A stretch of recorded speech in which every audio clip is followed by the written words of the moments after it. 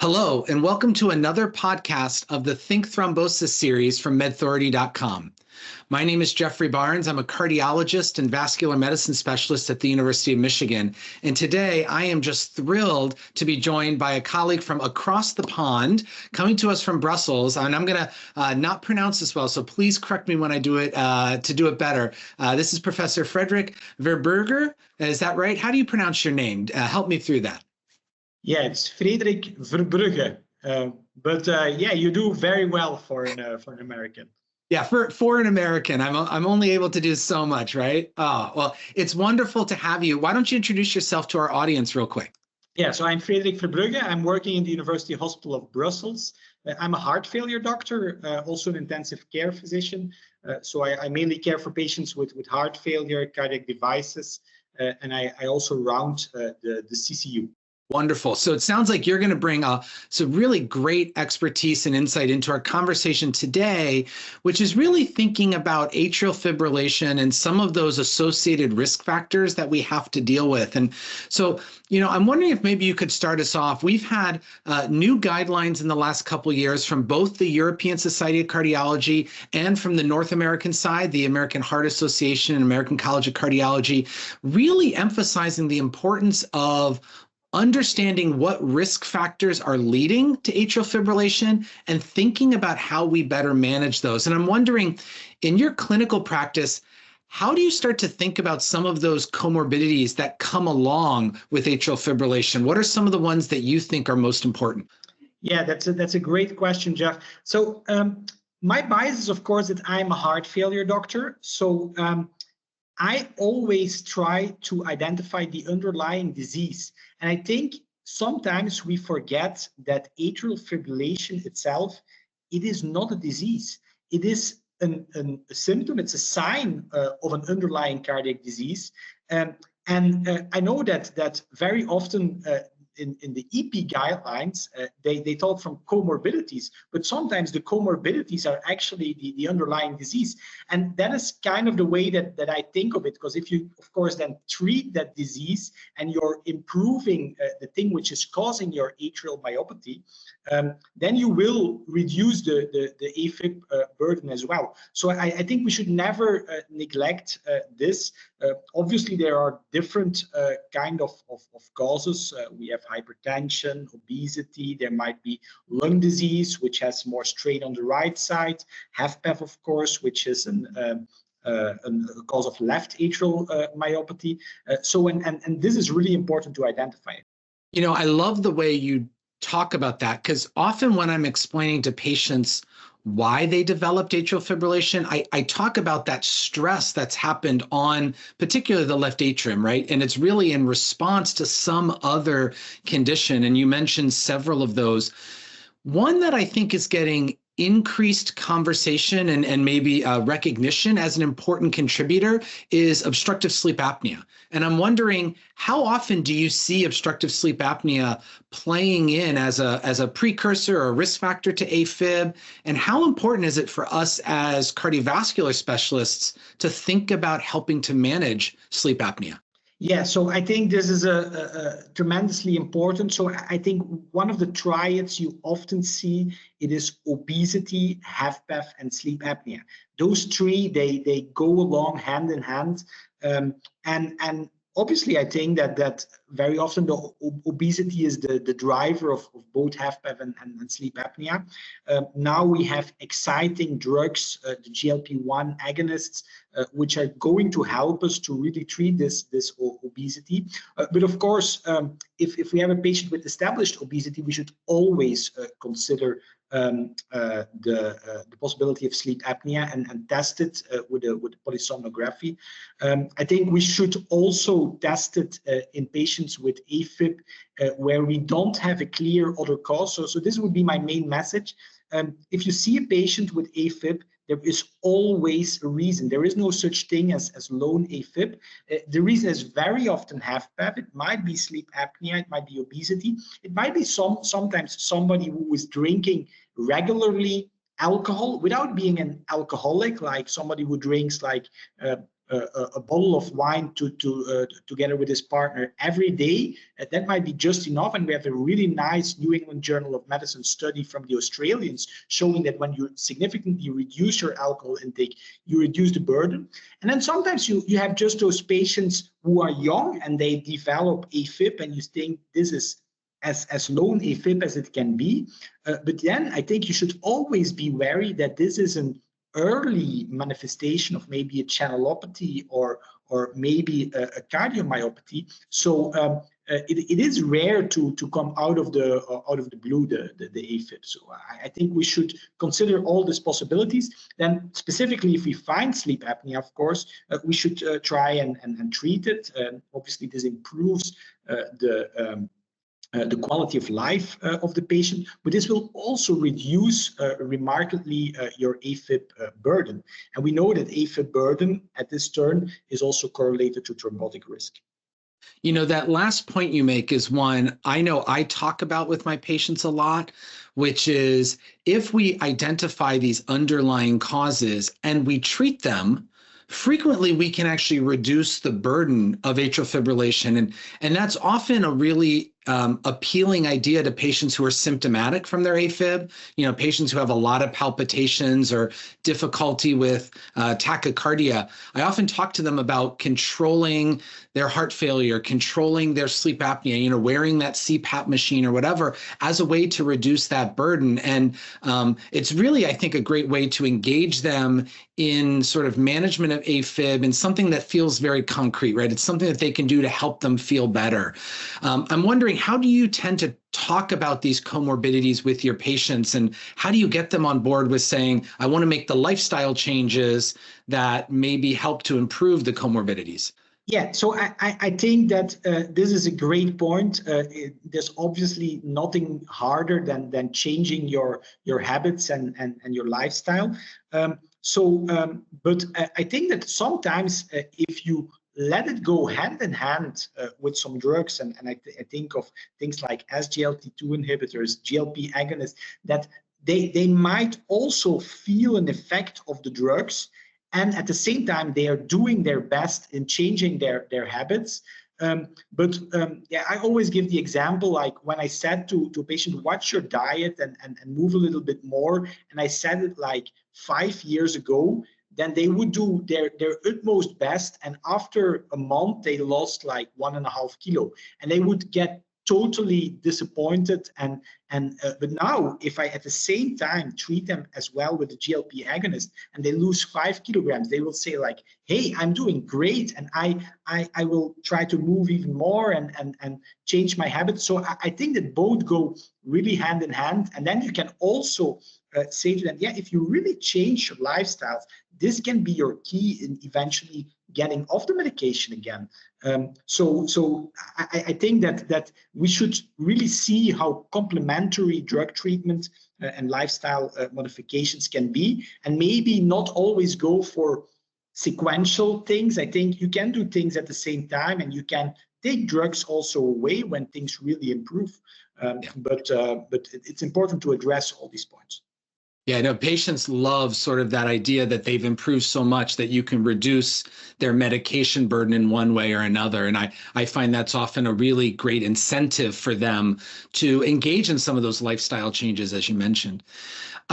You know, I want to change gears a little bit here, because we're talking a lot about how we engage patients in their own care. And of course, one big element of caring for a patient with atrial fibrillation is thinking about ways to reduce their risk of stroke. And I know you spent some time at the Mayo Clinic, where there's been a lot of development in ways to promote shared decision-making and the use of decision aids for patients with atrial fibrillation. And I'm wondering if you could just walk us through in a couple minutes, how do we think about approaching shared decision-making, in particular around the selection of stroke risk reduction agents? What options are out there? How should we incorporate this in our clinical practice? What are some of those best use cases that you could describe? Yeah, I think still at the moment, the CHA2DS2-VASc score, it is our major tool to determine what is the stroke risk of the patient. And this actually the same with a patient with a lot of comorbidity, of lesser comorbidities. So it is really a great tool, and it speaks for it that it is one of the few scores which is really practiced all over the world by almost every cardiologist. There are not that many scores who have such a success as the CHA2DS or the CHA2DS-VASc score. So it is obviously with a CHA2DS-VASc score, if you're a woman higher than 2 or higher, and a man 3 or higher. So we don't take the gender issue into account anymore there. Then it is clear that the risk of having a stroke is so high that it outweighs any harm of bleeding from the anticoagulation therapy. So we should say that to our patients. Yeah, one of the things they really don't like is having a stroke. So they are really worried about that, and it's usually easy to convince them then to take those anticoagulation medication. Of course, in patients with a lot of comorbidities, it can be a bit more challenging because these are often more frail patients. They might have more adverse events, and they might be at a higher risk of bleeding. There are some dose reduction rules for patients who have decreased renal function, chronic kidney disease. It is sometimes hard to remember like all the different rules. I think that one of the key things is that you don't reduce the dose when it is not needed, because we know that this increases the risk of stroke, obviously. So you need to memorize them. So below a GFR of 50, we should reduce rivaroxaban and edoxaban. And then for apixaban, it's only when you have 2 out of 3 criteria of having low body weight, advanced age above 80, and a low GFR. So the key thing is don't reduce when it's not needed. Otherwise, look at the CHA2DS-VASc. Now, I think for the future, things might change a bit, especially with artificial intelligence, I think.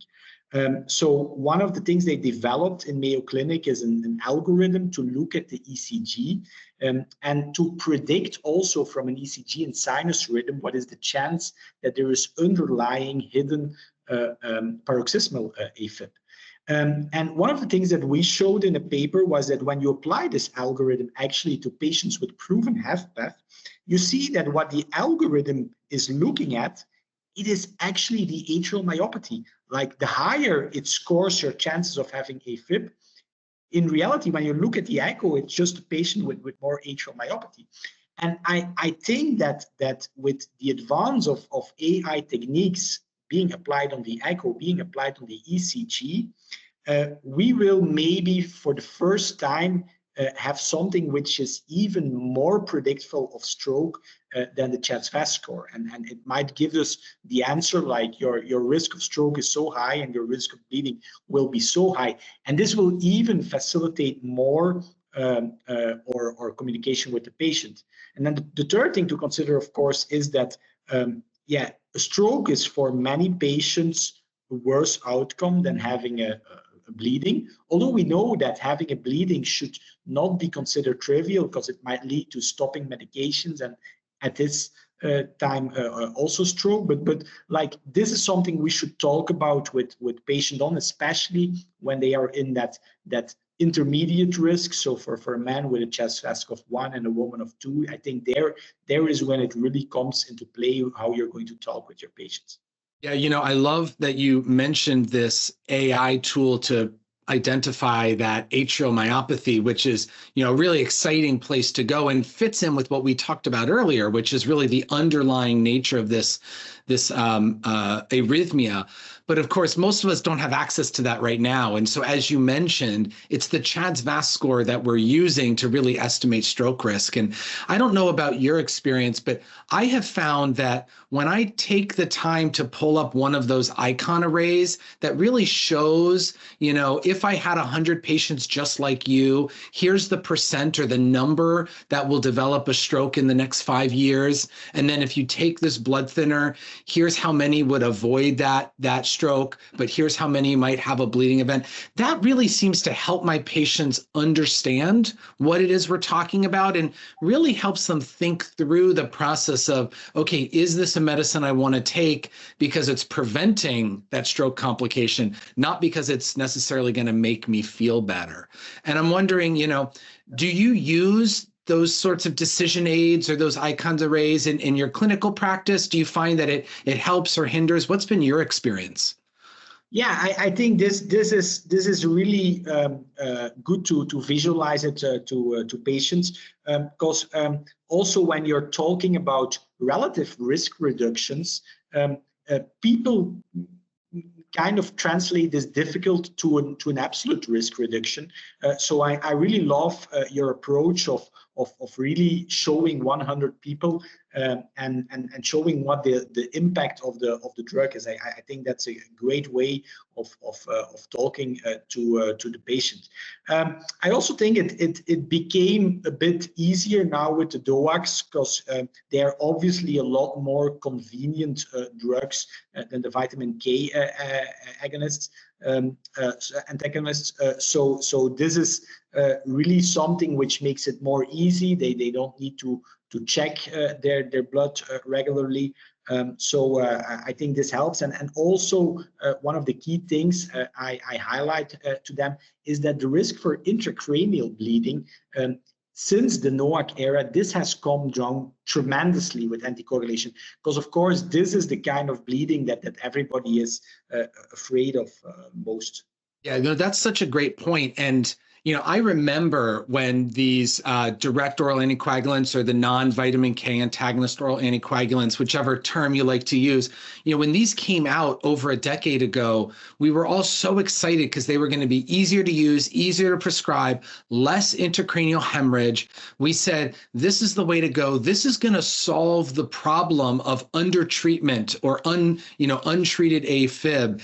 And a number of studies have shown we've made some progress there, but there's still a significant portion of the AFib population that remain without any stroke prevention therapy, right? And we know that aspirin is not adequate. So you've really got to be on a therapeutic anticoagulant or have a left atrial appendage occlusion of some sort to satisfy it.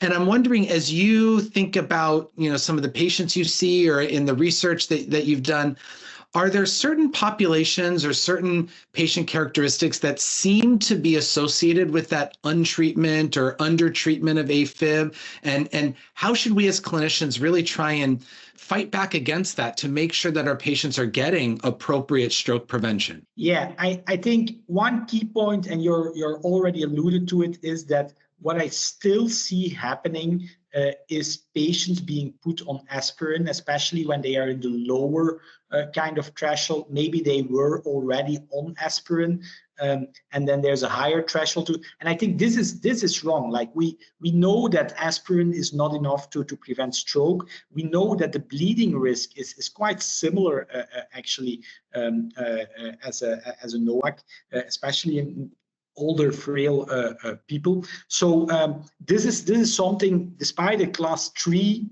do not do this guideline, I still see this happening a lot.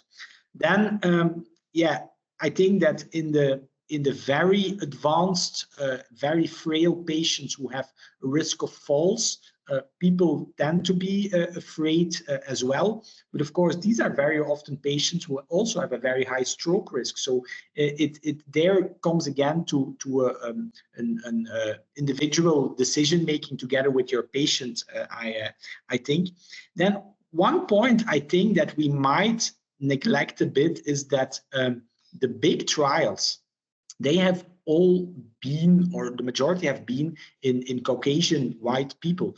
And I think that we should not forget that, for instance, people coming from Asia, who are a considerable part of the world population, they have different bleeding risks, they have different stroke risks, and this is probably something which we should study a little bit more, the impact, I think, of genetics on that. I just also think that there are just doctors who are just under treating, and they don't acknowledge how big the risk actually is, especially if it's a young person. Even if your risk is only like 2%, if that patient is going to live for 40 more years, like this is almost a certainty that at one time there will be a stroke. So I think these are important points. The other thing that always comes up here is, does that patient still have AFib? And, I'm thinking about a patient I saw in clinic this week who, has a diagnosis of AFib that was made more than 10 years ago in her chart. But every time she's come to clinic, we've not been able to find it. She's even previously had some, longer term event monitoring to look for that. And so we've had to engage in some shared decision discussion and say, is this somebody who we want to anticoagulate or not? And really making sure we're doing a good job looking for AFib, using those loop monitors or those, long-term cardiac event monitors. But then I think your points are so well taken. We have to remember aspirin is not good enough.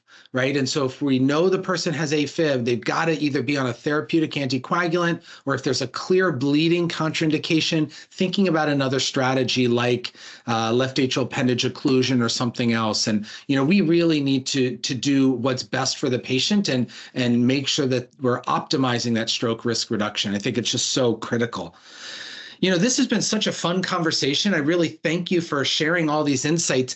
As I think back on some of the things that I've learned and taken away, the first, I think you made such a great point.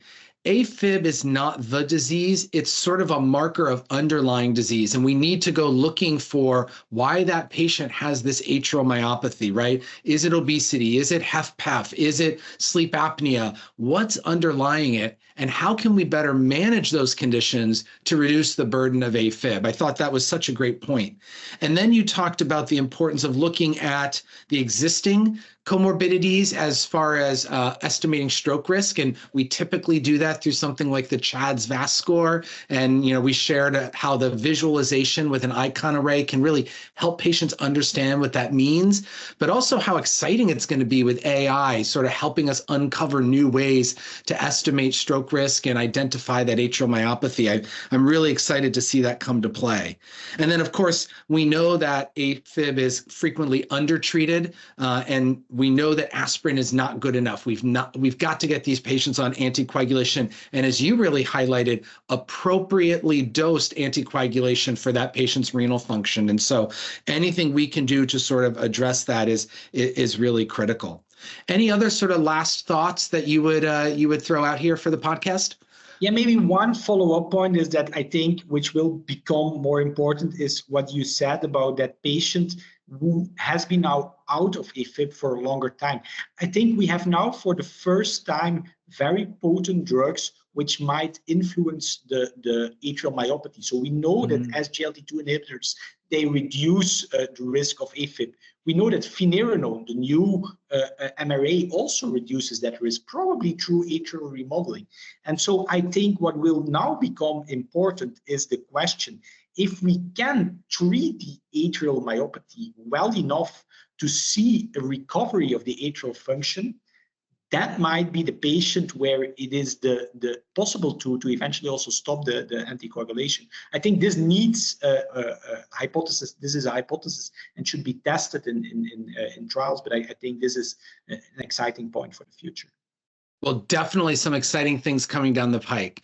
Frederik, thank you so much. This has been such an enlightening conversation. I've really enjoyed it. I hope everyone listening on the podcast enjoyed it as well. And we hope to see you on another one of our Think Thrombosis podcasts from medthority.com.